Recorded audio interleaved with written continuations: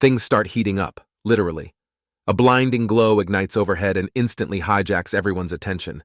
Backed by tungsten, both he and Saya just freeze up, mouths hanging open looking above them. And by now, our boy has already swapped back into his real appearance, casually remarking that it's been a while since he's shown his face like this. Meanwhile, the crowd below is straight up stunned, and Lu Sheng quietly reflects that he almost forgot what it even felt like to actually throw hands. Anyway, after some aura farming, he opens his eyes, and in the next heartbeat, he's already behind one of the traitors. The guy gets hit by our guy's pressure and stumbles back like his soul just tripped over its own feet. Saya panics and warns him to be careful, noting the traitor is 12th level. But our guy just lets out a soft chuckle in response. The traitor admits he got spooked for a second, but then tells himself Lu Sheng is just bluffing because he's sure our guy is only 11th level. Then this dude goes full emo Wolverine, straight up sprouting a whole fan of pitch-black claws. He announces that a 1-level gap isn't exactly a miracle recipe, and he charges in like he's about to rewrite the plot. Dark energy detonates off his body, except Lu Sheng doesn't even move. He just looks at him, and the traitor immediately stopped in his tracks like he just headbutted into an invisible wall. A sonic boom ripples outward.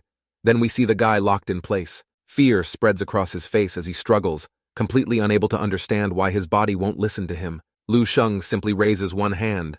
Then, under the traitor's confused stare, he flicks him away like a mosquito. Energy erupts outward. The traitor gets blasted into the distance, and the shockwave bullies everyone nearby. Poor Saya and Tungsten catch nasty friendly fire and go flying too. When the smoke clears, the traitor is nowhere to be seen, until a short while later, because right in front of Lu Sheng, all that's left are the traitor's legs. Just 2 legs. No upper body. That single snap flick moment leaves everyone stunned. Just then, the traitor's spirit drifts back in, still dazed, not even understanding how he's already reduced to nothing but a soul. He's about to celebrate surviving when he suddenly feels himself getting yanked away. He screams for someone to save him, only to be inhaled. Lu Sheng let out a little burp, completely unbothered, and asked who's next. The whole area goes silent while everyone tries to process what they just witnessed. But the fear hits harder than the confusion, and they immediately decide living is more important than loyalty. So the traitors scatter in every direction. Our guy doesn't actually chase. He just lightly waves a hand, and a tiny swirl of flame rises around him. One flick of that fire passes straight through a guy's head, and his face twists into agony before his head gets popped. The same thing happens again and again to the fleeing traitors, dropping them one by one like someone casually flipping switches. Bodies start falling from the sky, but their spirits just hang there, frozen in shock, still not believing how they ended up like this. But that's the least of their problems, because our guy starts collecting those souls like Pokemon, one after another. One of the traitors dares to glance back mid-escape, and he straight up says there's no way that guy is only 11th level, then calls our boy a monster. He's basically congratulating himself for dipping early, but that relief lasts about half a second. Just then, a massive hand suddenly blots out the sky over him. He instinctively looks up, panicking, blurting that he doesn't want to die, only he never even gets to finish the sentence before he's folded like paper. And yeah, that hand isn't some random power either.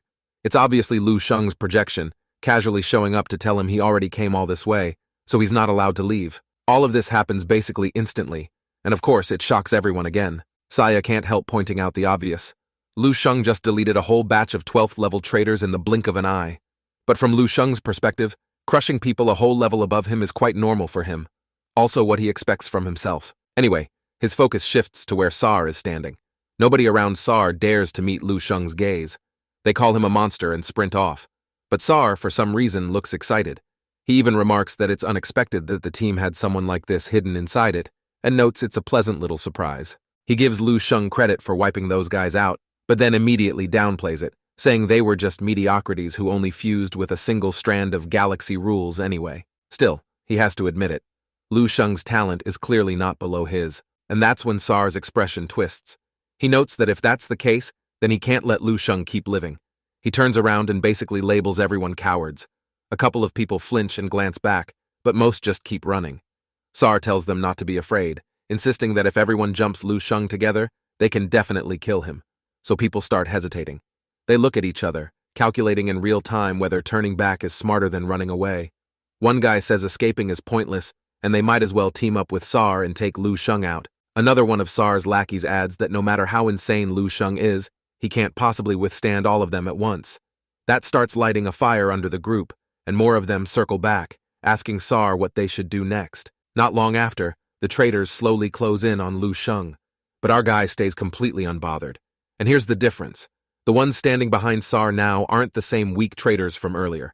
These are the original betrayers who came back with him, who were boosted by the beast's power, and likely more dangerous than the rest. When Sar tells them to release everything they've got, they all break into those sinister little smiles, like they've been waiting to finally show off. Our guy just looks at them, and actually seems a tiny bit interested. Meanwhile, Sar starts commanding the beast army too, basically demanding their assistance so they can combine forces and kill Lu Sheng together. The traitors hop onto the beast's heads like mounted raiders, and the whole squad charges in fast, closing the distance in seconds. Saya and Tungsten immediately realize this is bad, but the worst part is they can't do anything about it. Can't interfere, can't support, can't even get close enough to help their friend. Once the traitors finally lock into position, Sar gives the order to attack. Everyone rushes in at once. Meanwhile, our boy is still just standing there, hands in his pockets, straight up aura farming like the fight is happening for his entertainment. A giant claw drops toward him, and our boy simply comments that they're being way too loud. Anyway, he tells them to get lost, and the energy around him detonates outward. No one can even get close. The beasts carrying the traitors instantly recoil, stumbling backward, and the power coating the traitors themselves gets shattered on impact like glass. Even Sar looks stunned, forcing both hands up to block the pressure wave, barely holding his ground. When the dust settles, the traitors were scattered, thrown back, and looking absolutely miserable. That's when it finally clicks for them. Even with everyone attacking at full power, they still can't even get close to him. Meanwhile, Lu Sheng casually looks up and smiles, almost amused, and notes he didn't expect a random shout to have that much power. He remarks that he only meant to test out the strength of those 300,000 plus immortal cells in his body. But somehow even that golden core inside him got dragged into the mix. He reflects that the fusion of those two forces feels like a lion's roar technique, except obviously it's not some cheap martial arts novel version. This is absurdly stronger, to the point where it might actually qualify as one of his own arsenal. And here's the scary part. Our guy realizes he had been right all along. This fusion between the two isn't just simply addition. When these two powers combine, they amplify everything to a ridiculous degree. A small motion becomes a catastrophe. A casual gesture becomes a killing move. Even breathing could potentially turn into a powerful technique if he keeps refining it. But anyway, he also notices there are still a few trash mobs left standing, so he shifts his gaze back to the group. That alone makes the traitors practically soil themselves. And then Lu Sheng moves. He charges in and starts throwing hands. No fancy tricks needed, probably making up for the lack of action in recent chapters. Anyway, in mere seconds, dozens more traitors get erased from the count. For the remaining traitors, they knew for a fact that they had run into a literal nightmare. For everyone else watching, this becomes one of those scenes they'll remember for the rest of their lives. Two officers hurry over to Saya and Tungsten, clearly shaken, and ask who Lu Sheng even is, since the two of them seem the closest to him. Saya looks like he's sleepwalking through a bad dream and, honestly, notes he has no clue either. Meanwhile, the beating doesn't stop. By this point, Sar is basically the only one still standing. He watches another one of his people fly past him like a rag doll, and the rage inside him finally boils over. He remarks that this was never supposed to happen, and he refuses, absolutely refuses, to allow anyone stronger than him to exist. Then this insane bastard does the unthinkable. He shoves his hand into his own chest, tears it open, rips out his own heart like he's grabbing an extra battery, and declares he needs more power, no matter what it costs. 5 different colors of Rule Galaxy energy surge straight into Sar's body, and his aura detonates in a single instant, spiking to a level that feels completely unreal. Something hideous takes shape around him, so wrong-looking that even the space nearby starts bent out of frame, and then it fully manifests, looking like a Slender Man silhouette. For Saya and the others, this isn't just pressure anymore. Even the officers can tell Sar is so much stronger, so powerful that if they ever dare to get close, they will for sure get deleted. The female officer is trembling so hard she can barely hold herself together, and she asks if this is Sar's final form. She can't help wondering if Lu Sheng can even withstand this. The fat guy forces himself to stay calm, but he's shaking too. He notes that even if Lu Sheng can't fully win, stalling should still be possible, and he's basically praying Skeletal Blade shows up in time to save them. Anyway, right as Sar is finishing his transformation, Lu Sheng suddenly appears out of nowhere and charges in, but Sar catches him with one hand, only to see our guy smile. He casually slips out of the grip, then starts circling Sar with ridiculous speed, landing hit after hit after hit. Meanwhile, Sar can barely even track him, swinging but kept missing.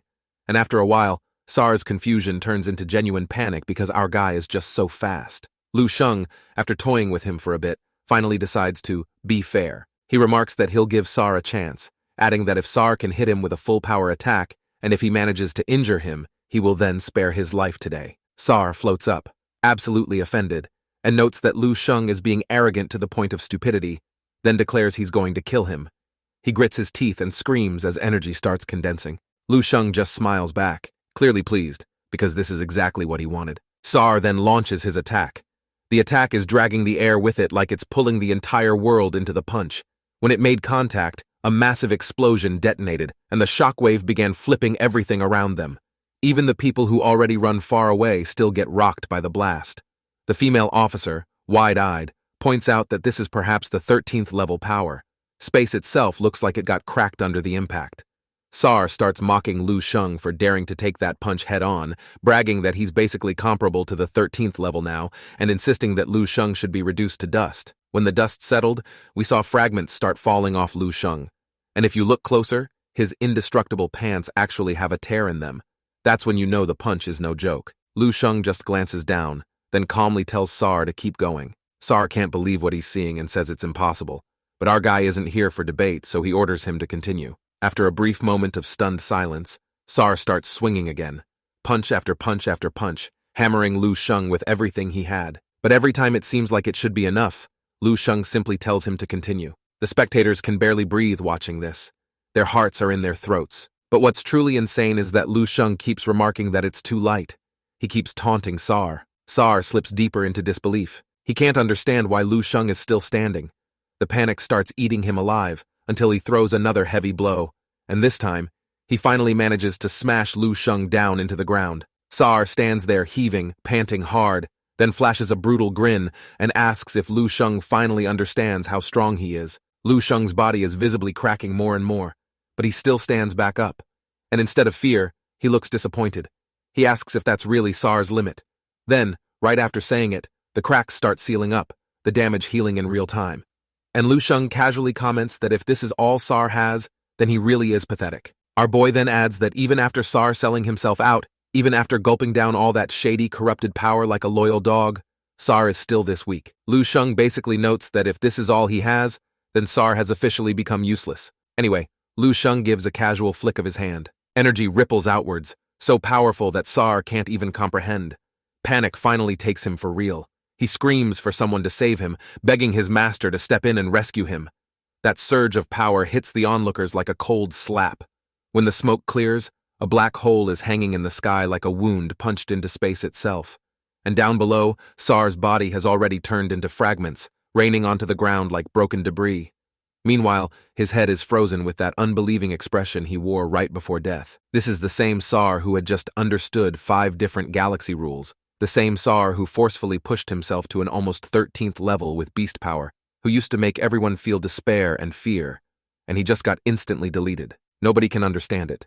Lu Sheng is supposedly only level 11, yet his combat power is this terrifying. The female officer can only remark that what they just witnessed feels like a miracle, maybe simply something that she's yet to understand. Saya is so shocked that his face basically stops working. He insists he has to be dreaming, and he tells Tungsten to remember to wake him up because he's going back to sleep. But Tungsten quickly notes it's real.